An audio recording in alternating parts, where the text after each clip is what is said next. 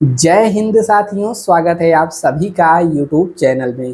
तो दोस्तों, आज के वीडियो का जो हमारा टॉपिक है साइबर क्राइम से संबंधित, यह हर एक एग्जाम में इससे क्वेश्चन बनता है। जैसे यूपी पुलिस हो गया, तो अभी जो एग्जाम हुआ था उसमें भी इससे संबंधित क्वेश्चन पूछा गया था। UP police, UPSI, UP triple SC और उत्तर प्रदेश लोक सेवा आयोग और विभिन्न पीएससी एग्जाम और साथ ही साथ यूपीएससी में भी इससे संबंधित प्रश्न आ ही जाता है।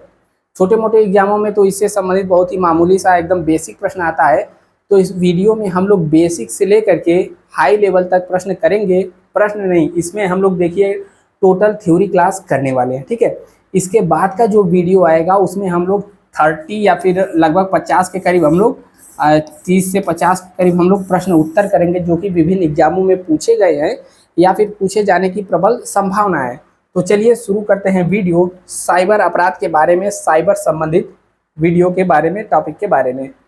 और दोस्त, चैनल पे यदि आप पहली बार विजिट कर रहे हैं तो देखिए आप में ऐसा एक बटन होगा, सब्सक्राइब लिखा होगा, उसको क्लिक करके कुछ इसी प्रकार से घंटे को ऑन कर देना है, ताकि इधर से वीडियो जाए तो आपके पास नोटिफिकेशन भी पहुंचता रहे। बाकी सब्सक्राइब करके आप सभी को सपोर्ट करना है, लाइक वगैरह आप लोग कर ही देते हैं। इसके अलावा यहाँ पर देखेंगे जैसे विभिन्न प्रकार की संस्थाएं हैं पूरे वर्ल्ड लेवल में, जैसे सार्क हो गया, आसियान हो गया, ब्रिक्स हो गया, यूएनओ हो गया, ठीक है, आईएमएफ हो गया, वर्ल्ड बैंक हो गया, ईयू हो गया, नाटो हो गया।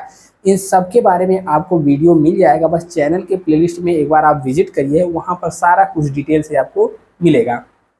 देखिए, सबसे पहले पहले नंबर का हमारा प्रश्न आता है, आखिरकार साइबर अपराध है क्या, साइबर क्राइम है क्या।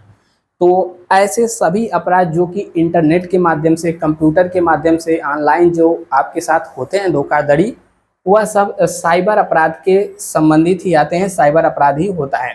जैसे यहाँ पर देखेंगे, साइबर अपराध को ऐसे अपराध के रूप में परिभाषित किया जाता है जहाँ पर कंप्यूटर अपराध का माध्यम होता है। अपराध का माध्यम क्या होता है? कंप्यूटर होता है या फिर इंटरनेट, तो उसमें लगेगा ही, ठीक है। अपराध करने के लिए किसी प्रकार के उपकरण का प्रयोग किया जाता है। यहाँ पर सबसे प्रश्न पहला आ जाता है कि भारतीय संविधान की 7वीं अनुसूची के अनुसार साइबर अपराध राज्य सूची के अंतर्गत आता है।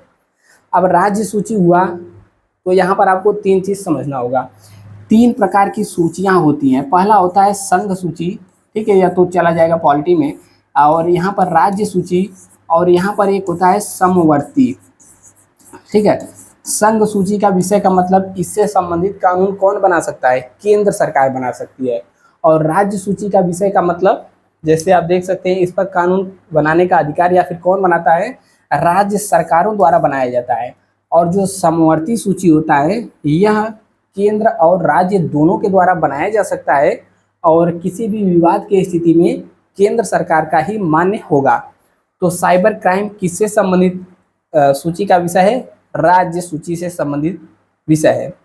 इसमें अवैध या अनधिकृत गतिविधियां शामिल है। अवैध यानी कि जो वैध ना हो, अनधिकृत यानी कि जो अधिकार से मतलब अनधिकृत गतिविधियां शामिल है, जो कि विभिन्न प्रकार के अपराध करने के लिए प्रौद्योगिकी का लाभ उठाती हैं। साइबर अपराध में अपराधों का एक विस्तृत श्रृंखला शामिल है। यह व्यक्तियों, संगठनों के साथ साथ सरकारों को भी प्रभावित कर सकता है। तो यह तो हो गया बेसिक बात। बाकी यहाँ पर हम लोग देखेंगे साइबर धोखाधड़ी क्या है। देखिए, साइबर धोखाधड़ी की बात हम लोग करेंगे तो पहले आप सुन लीजिए। जैसे साइबर धोखाधड़ी, जैसे हमने आपको बता दिया, इंटरनेट के माध्यम से हुई धोखाधड़ी। धोखाधड़ी तो पहले से ही होती आ रही है, जब से मोबाइल फ़ोन, इंटरनेट वगैरह आया।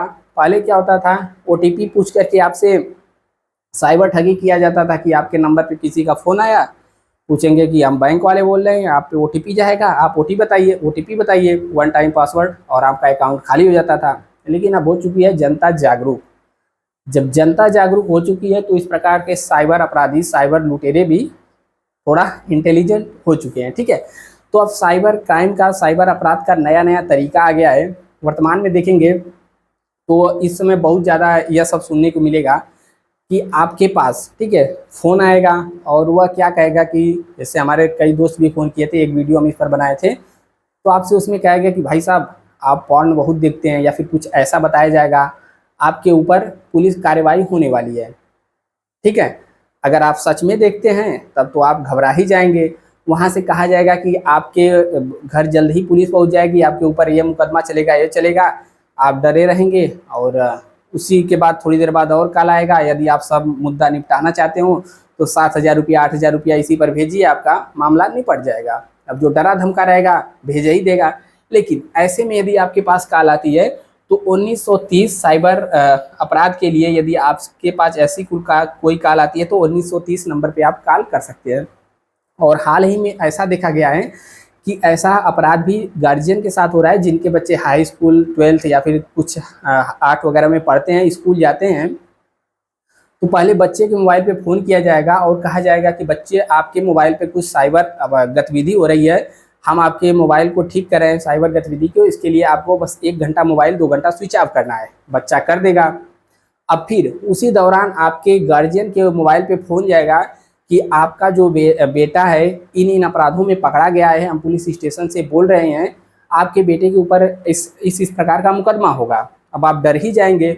वहाँ पर भी निपटाने के लिए मामला निपटाने के लिए आपसे मोटी रकम मांग ली जाएगी और आप दे भी देंगे। कैसे देंगे? आप अपने बच्चे के मोबाइल पे फ़ोन लगाएंगे, वहाँ पर स्विच ऑफ जाएगा। अब आप और भी ज़्यादा घबरा जाएंगे। तो ऐसे में भी इस प्रकार का साइबर अपराध हो रहा है। वर्तमान में देखें तो एआई के मदद से आपके बेटे की या फिर आपके गार्जियन की आवाज़ को एआई के मदद से निकलवा करके भी लोग ऐसा फ़ायदा उठा ले रहे हैं। तो यह सब साइबर अपराध के अंतर्गत ही आता है। जैसे साइबर धोखाधड़ी इंटरनेट के माध्यम से साइबर हमलावरों द्वारा किए गए अपराधों का वर्णन करने के लिए एक व्यापक शब्द है। ये अपराध अवैध रूप से किसी व्यक्ति, व्यवसाय या संवेदनशील जानकारी को मौद्रिक लाभ यानी कि पैसे कमाने के लाभ के लिए हासिल करने और उसका लाभ उठाने के इरादे से किए जाते हैं। धोखाधड़ी तो समझ में आई। बाकी यहाँ पर पढ़ते हैं, जैसे साइबर धोखाधड़ी से संबंधित बहुत सारे वर्ड प्रचलित हैं और साइबर धोखाधड़ी भी कई प्रकार से की जाती है। जैसे कुछ उदाहरण है, जैसे फिशिंग, और एग्जाम में पूछता भी है, ऑप्शन दे देंगे फिशिंग क्या है, उसमें से आपको चूज करना रहेगा फिशिंग से संबंधित ऑप्शन। ठीक है, आंसर मैलवेयर क्या है, रैंसमवेयर क्या है, डीडोस हमले क्या हैं, social engineering, Trojan horse, virus, dark web. इस प्रकार से बहुत सारे शब्द प्रचलित हैं जो कि साइबर से संबंधित हैं। तो एक एक के बारे में जानेंगे। ठीक है, तो चलिए जानते हैं। ठीक है, देखिए आपके सामने आ चुका है फिशिंग। ठीक है, देखिए फिशिंग क्या कर रहा है, फिशिंग आखिरकार है क्या। तो फिश मतलब मछली, फिशिंग मतलब मछली पकड़ना, मछली मारना, या फिर मछली के लिए मछली को फंसाने का आपका तरीका। तो फिशिंग भी जो साइबर से संबंधित यूज किया जाता है सब इसी प्रकार का है कि जैसे फिशिंग आप पकड़ते हैं तो मछली को दाना डालते हैं, कटिया फंसाकर उसमें कुछ लगा देंगे, उसका खाने वाला या फिर केचुआ या फिर कुछ इस प्रकार से लगा देंगे कि मछली फंस जाए। फिशिंग भी कुछ उसी प्रकार का है। यह इंटरनेट के ज़माने में, इसमें क्या होता है, आपके ईमेल पर या फिर आपके कुछ अन्य वेबसाइट पर, आपके कुछ अन्य माध्यम पर, फ़ोन पर कुछ इस प्रकार से, ठीक है, गलत लिंक भेजी जाएगी, जो कि लिंक पर आप क्लिक करेंगे तो अपराध जो करवाना चाहता है उसके चंगुल में फंस जाएंगे। ठीक है, तो फिशिंग उसी प्रकार का है कि आपका कोई दाना डालेगा ईमेल के माध्यम से फिर या अन्य माध्यमों से, लिंक आएगा, लिंक को छुएंगे तो आप वहाँ पर फंस जाएंगे। ठीक है, आपके साथ कुछ गलत हो सकता है।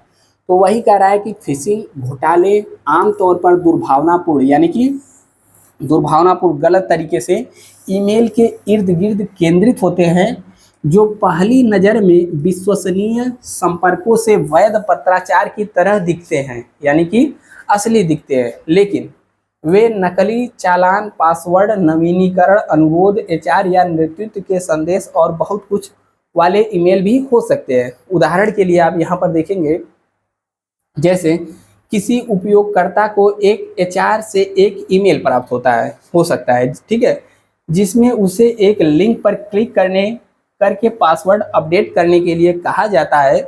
यदि ईमेल एक फिशिंग ईमेल है, यानी कि आपको फंसाने वाला है, चंगुल में आप उसके फंसने वाले हैं, तो लिंक उपयोगकर्ता को एक ऐसी साइट पर रीडायरेक्ट, यानी कि लिंक पर क्लिक करेंगे आप अन्य साइट पर चली जाएंगे, जो वैध दिखती है लेकिन वास्तव में एक साइबर हमलावर द्वारा सेट की गई है पहले से ही।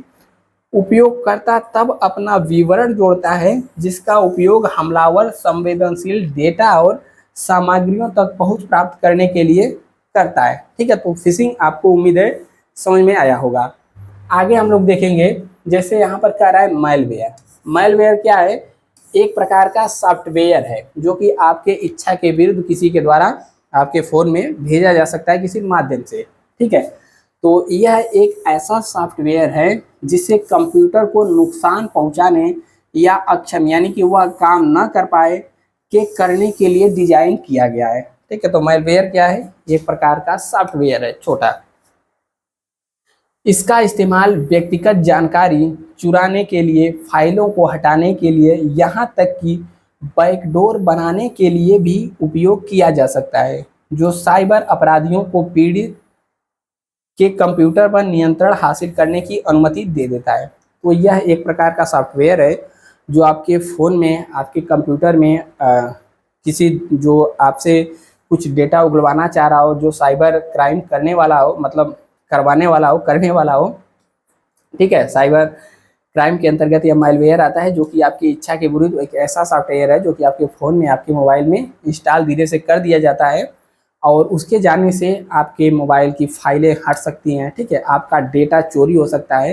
तो मैलवेयर क्या है आया होगा थोड़ा बहुत समझ में।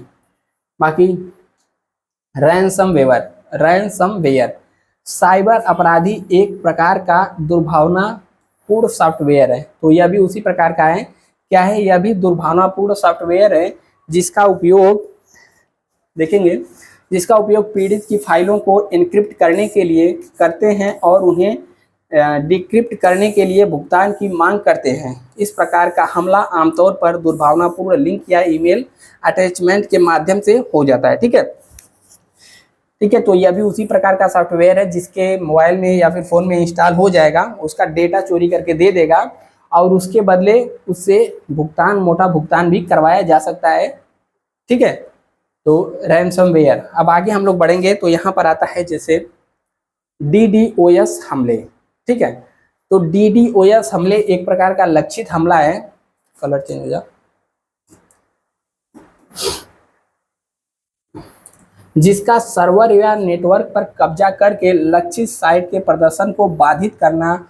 वे आमतौर पर निम्न रूप से किए जाते हैं, जैसे कि वॉल्यूमेट्रिक हमले, लक्षित सर्वर और यानी कि लक्षित मतलब जिस पर टारगेट किया गया है, और इंटरनेट के बीच उपलब्ध सभी बैंडविड्थ का उपयोग करके बाधा उत्पन्न करते हैं। जैसा कि उनके नाम से ही पता चलता है कि वॉल्यूमेट्रिक हमलों की विशेषताएं एम्प्लीफिकेशन का उपयोग करके बड़ी मात्रा में डेटा को भेजना है।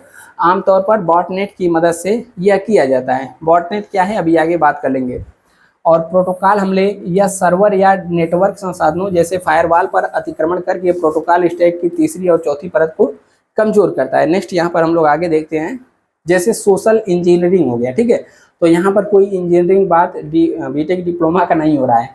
यह क्या है? सोशल इंजीनियरिंग घोटालों में अपराधी किसी व्यक्ति के भावनाओं को भड़काकर उसे गोपनीय जानकारी देने के लिए प्रेरित करता है। ठीक है, तो यह क्या है? सोशल इंजीनियरिंग क्या है? अपराधी किसी भी व्यक्ति को भावनाओं को भड़का करके उसका जो भी खुफिया जानकारी है, जो भी उसकी व्यक्तिगत जानकारी है, उसको देने के लिए प्रेरित करता है। आमतौर पर अपराधी अपने लक्षित लक्ष्य पर शोध करके सोशल मीडिया और सामान्य खोज क्वेरी के माध्यम से व्यक्ति के बारे में जानकारी एकत्र करके हमलों की शुरुआत करते हैं। तो इसमें क्या होता है, आपका जो भी सोशल मीडिया अकाउंट है, प्लेटफॉर्म है, पहले वहाँ से आपके बारे में जानकारी ले लिया जाएगा। ठीक है, और लेने के बाद अपराधी किसी व्यक्ति को उसका जो भी मतलब व्यक्ति के भावनाओं को भड़का करके उसका जो भी गोपनीय जानकारी है लेने का यहाँ पर प्रयत्न किया जाता है। नेक्स्ट यहाँ पर आता है जैसे साइबर क्राइम से बहुत सारे शब्द संबंधित है, जैसे एडवेयर हो गया। ठीक है, एडवेयर के बाद यहाँ पर देखेंगे बॉट हो गया, बॉटनेट हो गया। तो जो भी शब्दावली हैं साइबर क्राइम से संबंधित, इसको भी आप थोड़ा थोड़ा देखते हुए चलिएगा। बाकी इन सब का PDF आपको चाहिए तो टेलीग्राम पर आप @ लगा के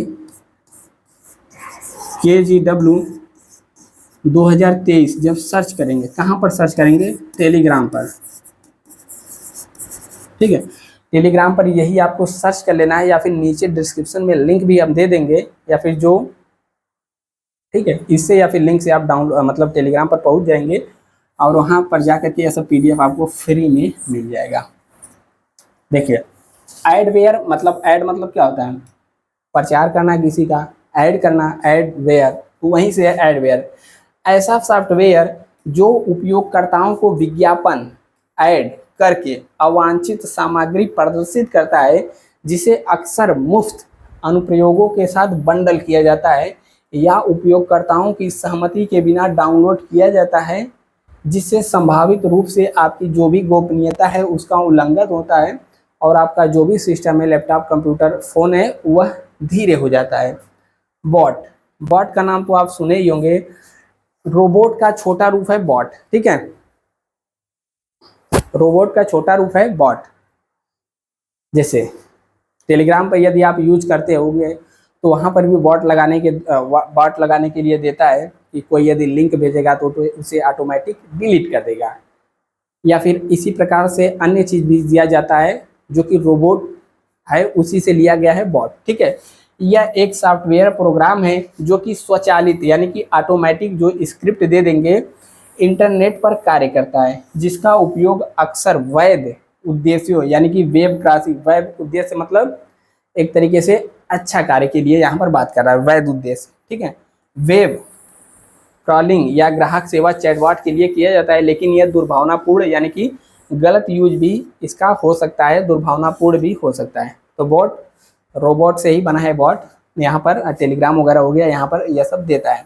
बॉट नेट, यह दो शब्दों से मिल करके बना है। बॉट मतलब वही रोबोट, नेट मतलब नेट। ठीक है, तो यह भी दुर्भावनापूर्ण सॉफ्टवेयर से संक्रमित उपकरणों की एक नेटवर्क, जिसे दूरस्थ यानी कि दूर बैठा हमलावर के द्वारा इसे नियंत्रित किया जाता है, जिसका उद्देश्य अक्सर समन्वित साइबर हमले करना, मैलवेयर वितरित करना इसका कार्य होता है। अगला यहाँ पर शब्द देखेंगे, जैसे आता है डार्क वेब। तो देखिए, ऐसा कहा जाता है, इंटरनेट तो आप जानते ही हैं, इंटरनेट पर जितना सब कुछ है यह डार्क वेब के मुकाबले कुछ भी नहीं है। डार्क वेब में ऐसी ऐसी चीज़ें होती हैं, ऐसा ऐसा क्राइम होता है, ऐसी ऐसी चीज़ें हैं जो कि आपको अन्य कहीं जगह नहीं मिल सकती हैं। तो डार्क वेब की बात कर रहा है कि इंटरनेट का वह भाग जो पारंपरिक खोज इंजनों द्वारा अनुक्रमित नहीं है, जिसे आप गूगल क्रोम और यह सब जो भी साइट है उससे आप नहीं कर सकते, खोज सकते, और जिस तक पहुंचने के लिए विशेष सॉफ्टवेयर या फिर कॉन्फ़िगरेशन की आवश्यकता होती है। तो डार्क वेब तक कोई पहुंच नहीं सकता है, आम इंसान या फिर बड़े बड़े यहाँ पर इससे संबंधित विषय जो भी विशेषज्ञता हासिल किए वह भी नहीं पहुंच पाते। इसके लिए विशेष सॉफ्टवेयर या फिर कॉन्फ़िगरेशन की आवश्यकता होती है। ऐसा कहा जाता है, इस पर आपको कुछ भी करवाना हो आप करवा सकते हैं। इस पर बड़े बड़े ठेका दिए जाते हैं किसी को मारने के लिए, ठीक है, कोई बहुत बड़ा काम करने के लिए। और ऐसा कहा जाता है जो भी मिसाइल वगैरह हैं, ठीक है, रॉकेट गन, अवैध रूप से इस पर बहुत सारे काम डार्क वेब पर होते हैं, जिसके बारे में आम इंसान या हम आपको ज़्यादा जानकारी ही नहीं है।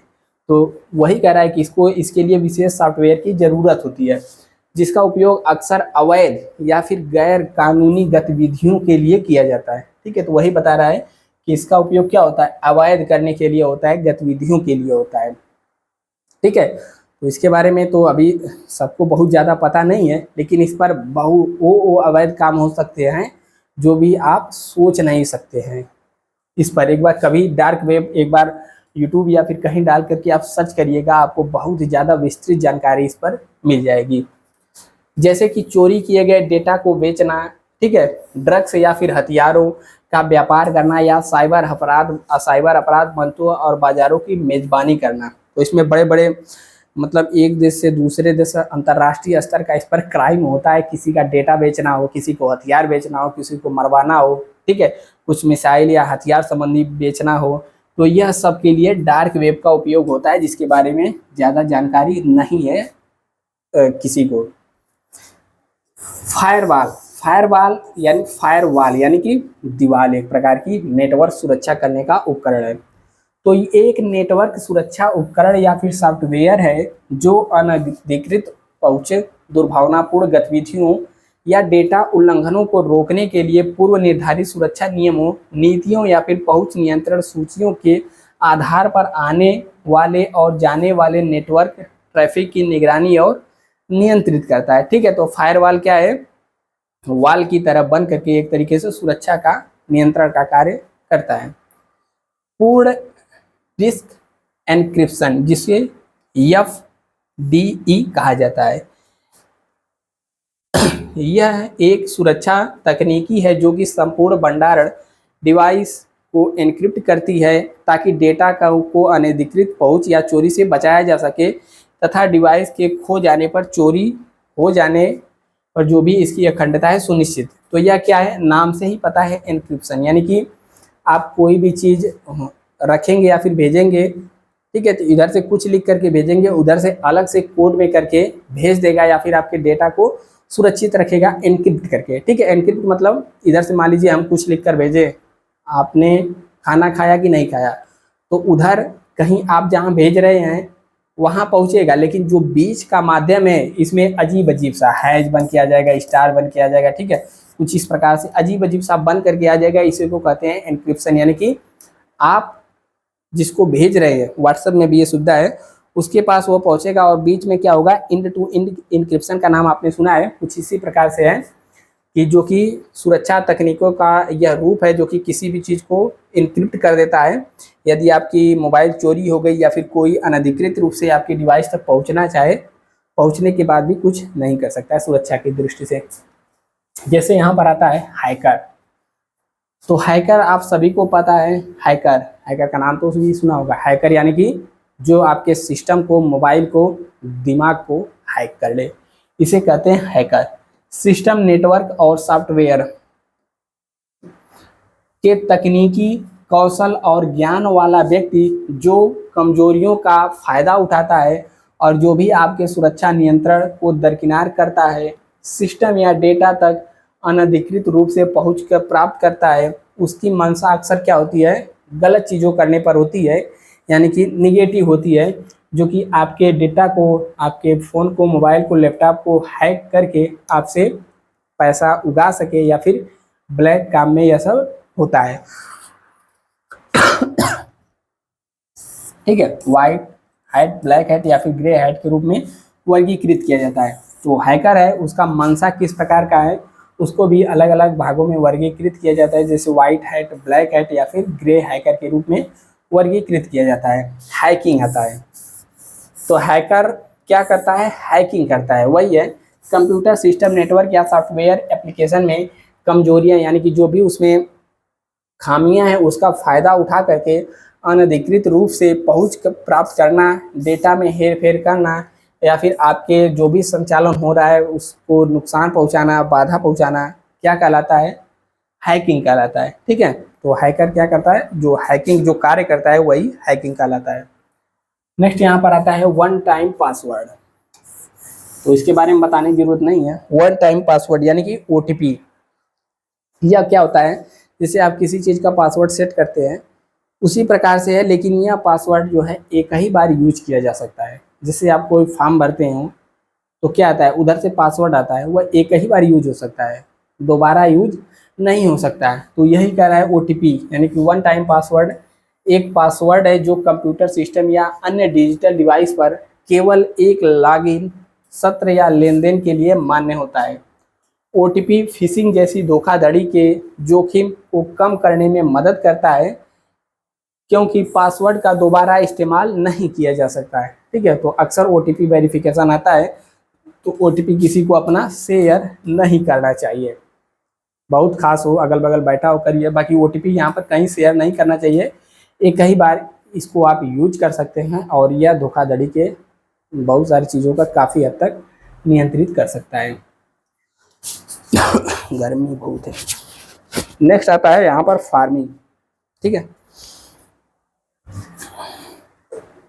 फार्मिंग क्या है, एक साइबर हमला जिसका उद्देश्य किसी वेबसाइट के ट्रैफिक को किसी दूसरी फर्जी साइट पर पुनर्निर्देशित करना है, जिसका फार्मिंग या तो पीड़ित के कंप्यूटर पर होस्ट फाइल को बदलकर या DNS जो सर्वर होता है सॉफ्टवेयर में कमजोरी का फायदा उठा करके किया जा सकता है। फार्मिंग मतलब खेती करना। तो यहाँ पर फार्मिंग क्या है, आप पर जो भी ट्रैफिक आ रही है आपके साइट पर, उसको उठा करके दूसरे साइट पर पुनर्निर्देशित करना फार्मिंग कहलाता है, ठीक है। और ट्रोजन हार्स भी एक प्रकार का क्या है, सॉफ्टवेयर है, लेकिन अच्छा वाला नहीं, दुर्भावनापूर्ण सॉफ्टवेयर है।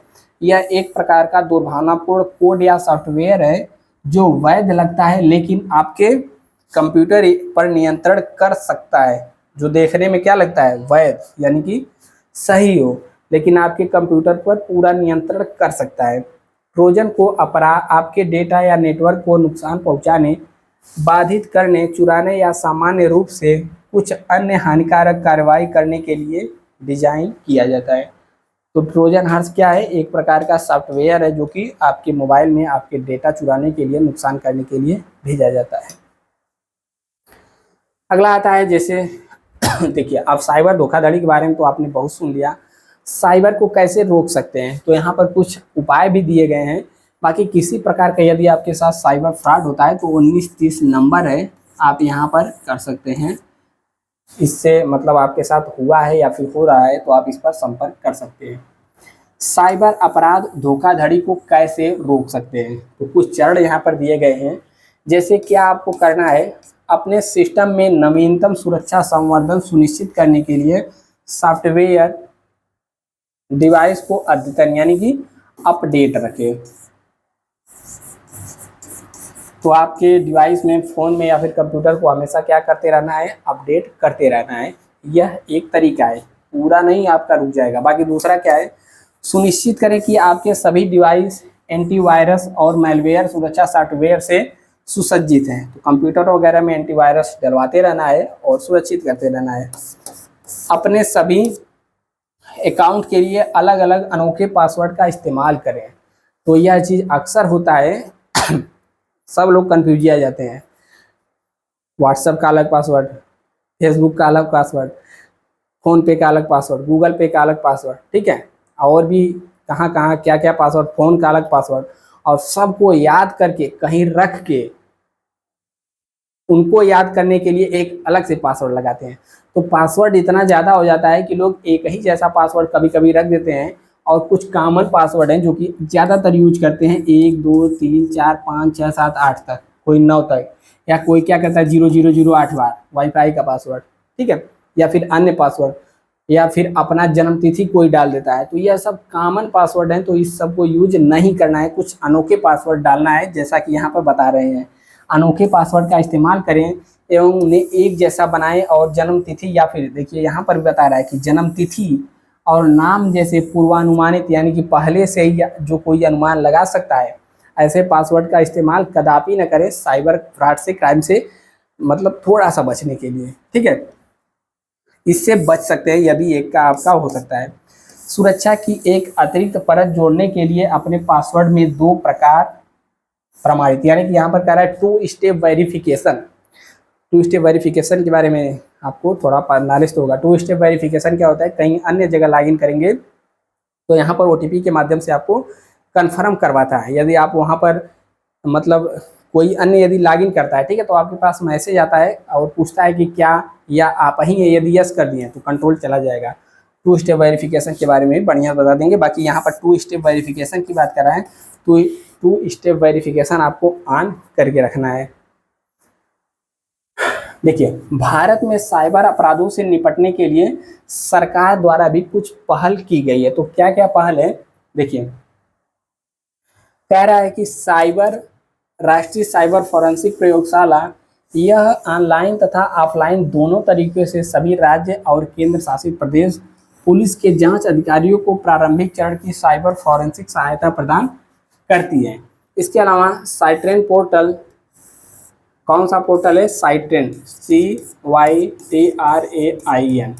साइट्रेन पोर्टल, यह क्या है, साइबर अपराध जांच, फोरेंसिक और अभिनियोजित महत्वपूर्ण पहलुओं पर ऑनलाइन पाठ्यक्रमों के माध्यम से यहाँ पर यह ऑनलाइन एक तरीके से पाठ्यक्रम है, ठीक है।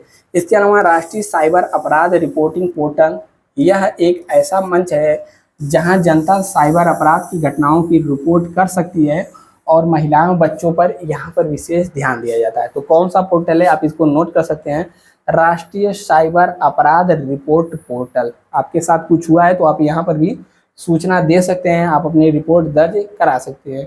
इसके अलावा है नागरिक वित्तीय साइबर फ्रॉड रिपोर्टिंग और प्रबंधन प्रणाली। ये अभी वित्तीय धोखाधड़ी को रोकने के लिए, तत्काल रिपोर्टिंग करने के लिए free toll free helpline number के माध्यम से ऑनलाइन साइबर शिकायत करा सकते हैं। तो क्या है, आप पोर्टल पर जा करके, कौन सा पोर्टल है, नागरिक वित्तीय साइबर फ्रॉड रिपोर्टिंग और प्रबंधन प्रणाली।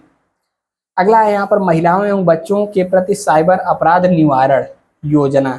ठीक है, तो यह कुछ साइबर के मतलब सरकार के द्वारा कुछ की गई पहल है। और नेक्स्ट यहाँ पर आता है संयुक्त साइबर समन्वय दल या फिर राज्य केंद्र शासित प्रदेशों को कानून प्रवर्तन एजेंसियों के बीच विशेष रूप से साइबर यहाँ पर उसके लिए दिया है।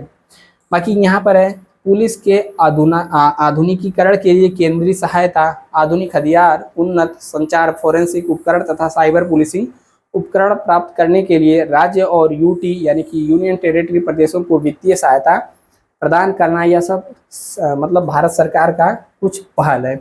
इसके अलावा हम लोग नेक्स्ट बढ़ते हैं, जैसे अभी कुछ क्वेश्चन भी हम लोग करेंगे।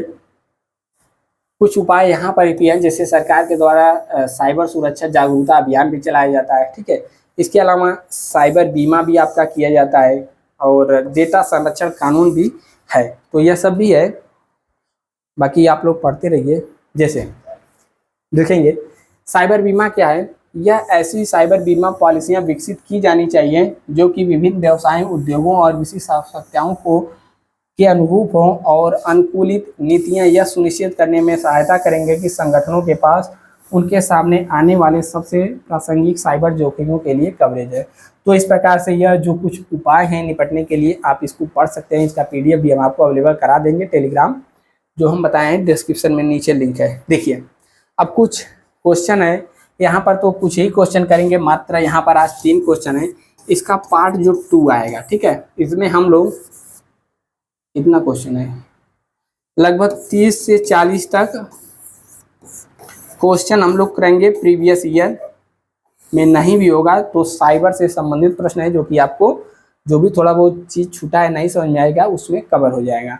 तो पहला प्रश्न बताइए, आपका उत्तर पूछ रहा है कि साइबर सुरक्षा क्या है। तो बताइए, साइबर सुरक्षा मैलवेयर के खिलाफ सुरक्षा प्रदान करती है। बिल्कुल सही है।